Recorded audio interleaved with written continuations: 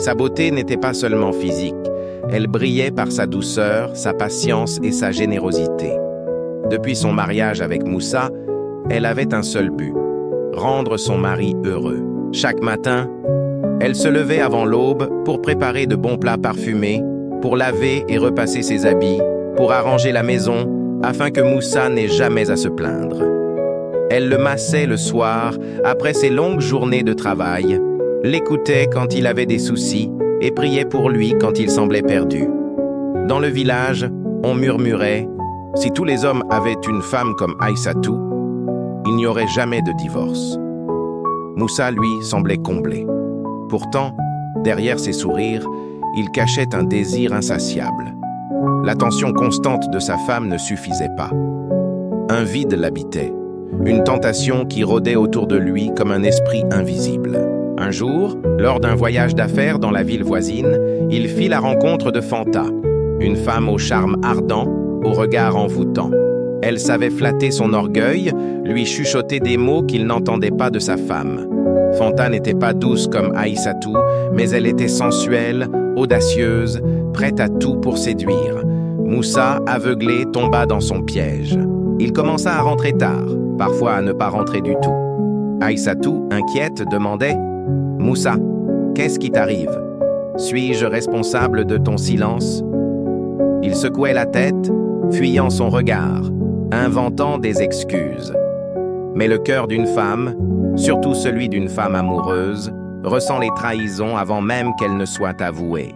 Aïssatou voyait les parfums étrangers sur ses habits, les marques de rouge à lèvres mal effacées, les silences qui en disaient plus que des mots.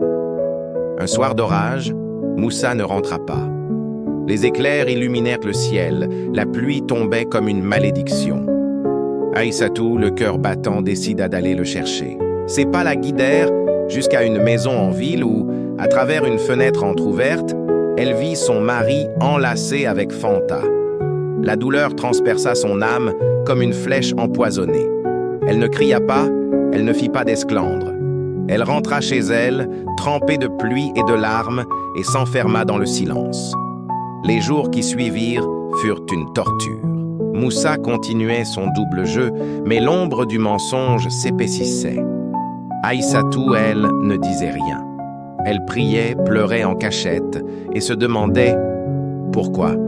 Qu'ai-je fait pour mériter cela ?»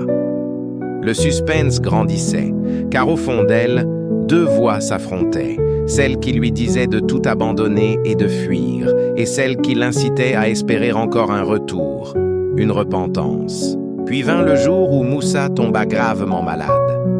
Ni les remèdes de Fanta, ni ses caresses ne purent calmer ses douleurs. Alors qu'il délirait de fièvre, ce fut Aïssatou qui resta à son chevet, posant des linges frais sur son front, veillant chaque nuit comme une sentinelle fidèle.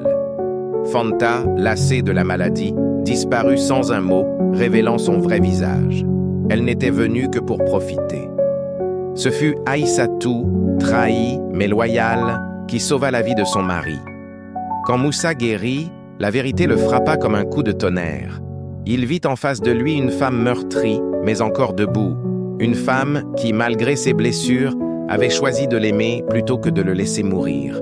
Un soir, accablé de honte, il s'agenouilla devant elle. « Aïssatou, je t'ai trompé, je t'ai humilié, j'ai brisé le serment que je t'avais fait. Tu es resté à mes côtés quand d'autres m'auraient abandonné. Pardonne-moi. Je t'en supplie. » Ses yeux pleins de larmes cherchaient ceux de sa femme. Aïssatou, le cœur encore lourd, posa une main tremblante sur son épaule. Elle murmura « Moussa, tu m'as fait traverser l'enfer. Mais l'amour véritable n'est pas de fermer les yeux sur la faute, c'est de donner à celui qui tombe une chance de se relever.